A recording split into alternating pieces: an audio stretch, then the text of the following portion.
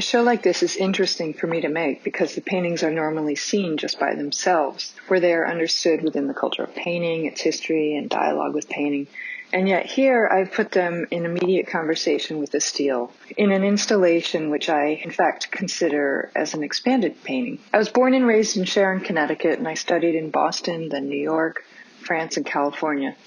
And in 2011, a member of the faculty at Indiana University reached out about a potential position in academia between the city of Columbus and Indiana University. They wanted a vision that capitalized on the legacy of Columbus, Indiana's mid-century modern architecture. When I arrived there in 2011, I was a part-time visiting faculty for the main campus teaching art criticism and theory to graduate students.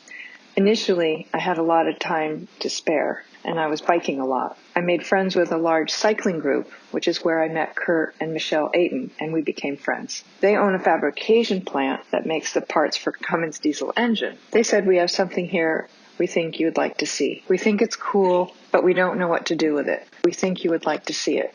So I rode over to see them. There, I saw all of this perforated steel layered against the wall, and I immediately fell in love with it. I thought of stained glass windows, and it reminded me of my paintings in some way.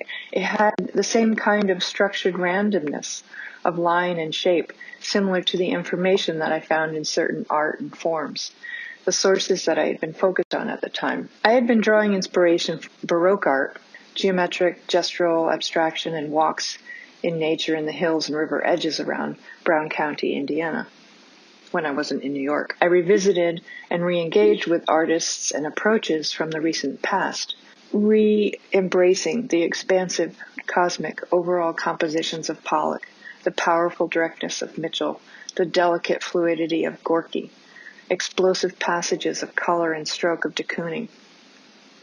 And my immersion in the natural environment, as well as the art and architecture of Rome. For example, the weightless colors inscribed by contours of angel wings and robes in Fra Filippo Lippi's frescoes in the Caraffi Chapel. So I was really primed to see this material as a potential stand-in for what was the armature of line and contour that I had used to structure the previous work. Here it became a new armature for my art. The paintings reflect a 6 to 7 year span of time, so there's quite a range of painting, though all of it stems from employing the found patterns from the steel skeletons as a point of departure and springboard to concept. Machine series paintings involve my response in the pattern layer to an active ground, inventing and emphasizing different areas with different approaches and techniques to create an illusion of the lighter areas having been washed away. But it was totally inverted. Nothing further from the truth. In fact, nothing was subtracted. It's an all additive process, and it always has been. I love using illusionism to make an overall abstract painting. The newest large paintings, however, are painted in a completely different yet direct manner. The layered patterns offer ample opportunity for me to explore and highlight an array of shape and color relations. I'm not afraid of using color, but I do try to rein it in a little bit and make it sing. Color goes back to my roots growing up in the northwest corner of Connecticut. In art school, I discovered Hans Hofmann, and I gravitated to color-focused art. The 4-part piece is a key to understanding all of the work. I make a lot of drawings in my practice. This piece is a sort of lexicon or index of all of the different materials that I'm using when I'm making work. So there's oil painting, and then there's charcoal drawing, and then there's spray painting, there's drawing, and then there's steel and pieces of steel. Drawing includes drawing with pencil, charcoal, all of it, normal materials. But it also includes spray paint and different kinds of things. Drawing for me has to include big steel pieces on the wall. Drawing is a way of separating an idea from myself in order to see it, so I have to move big pieces of steel around and draw big drawings or draw small drawings. I always need to just get it out. When the steel entered the studio, there was a lot more atmosphere and subtlety and a kind of improvisation in the work. I had no idea how to incorporate this new information, so I took baby steps with drawing and eventually small paintings. Then I started to see the full potential. I found the patterns of steel were unlike anything I could have invented, and they began replacing all of the line work.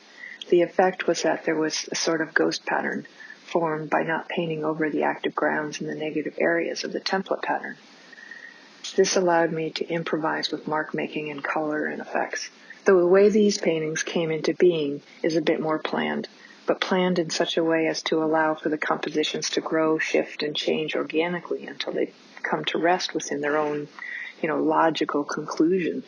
As a painter, we're always dealing with the rectangle, and the parallelogram is a squashed or pushed rectangle. While mulling that over, I met with the curator in this space, and I decided that that wall needed something unique. Until now, all of the steel installations are of found material, scrap on the way to a dumpster to be melted down. Many here are end pieces. A full sheet is 5 by 10 feet, and the other pieces are variations of these dimensions. Some of the sheets are super heavy, like 300 or 400 pounds, and other ones are really thin. But I've done very little to them to manipulate them in any way except to paint them and then to decide how they need to be arranged. The Parallelogram Universe is a fully designed piece, thanks to Maria Metza at IU. She's a software whiz kid, and she translated my drawings. This piece has both steel pieces and pieces cut from composite wood.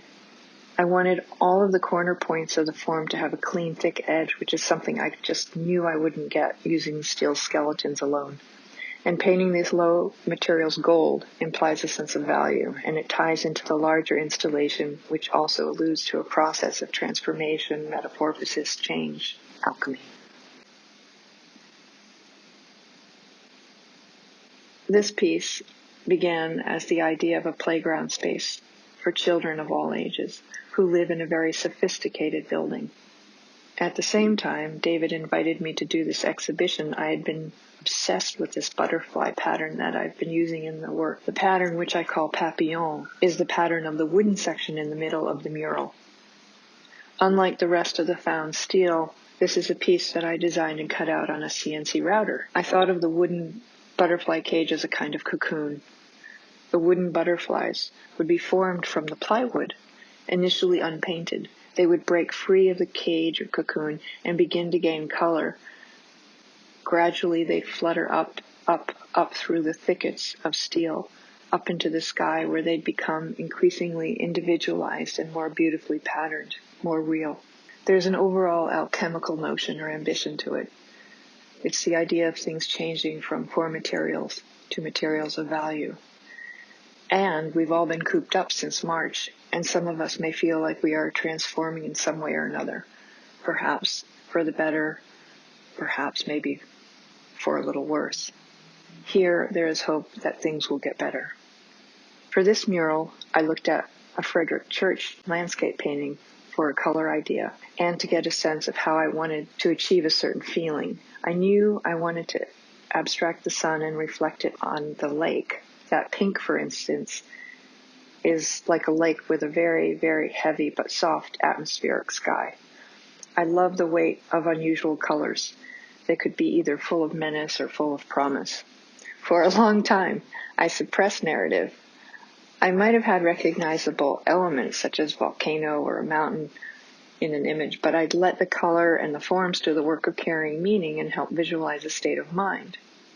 But I've always been environmentally conscious and sensitive to my location. Considerations of the environment have always played a role in the work, however abstract they may be. And for a long time, industry and the engine was the enemy in my mind. In my work, it was the invisible antagonist. About 10 years ago, the paintings dealt with the heating up of the planet. After a decade of living between New York City and the Midwest, where I've had a lot of exposure to the varied forms of industrial manufacturing, robotic technologies, and that culture, I have a new appreciation for the mindset. I've had somewhat of a revelation about the balance of things and the struggle that industry, nature, humanity, and art are all in. I'm not really trying to solve this equation in my paintings. I don't think it's the role of painting to do so. But the future of our planet is a struggle, and one that all of us are complicit in, and so I'm mulling it over. I've been working in a building much like this in the Midwest. It's a SOM building called the Republic, named after the local newspaper for which it was built. It's a long, beautiful white box. There are 10-foot bays and big windows floor to ceiling, just like this. My office feels a lot like here. So I've been living this type of vocabulary. Meyer made a space that's very inviting and hospitable to my work and art in general, and I think it's especially nice the way nature is framed all around here. And to have such a rigorous program for art inside is a rare delight. I feel very lucky to have the opportunity to show my work in such a clean and pristine site. I couldn't be more pleased.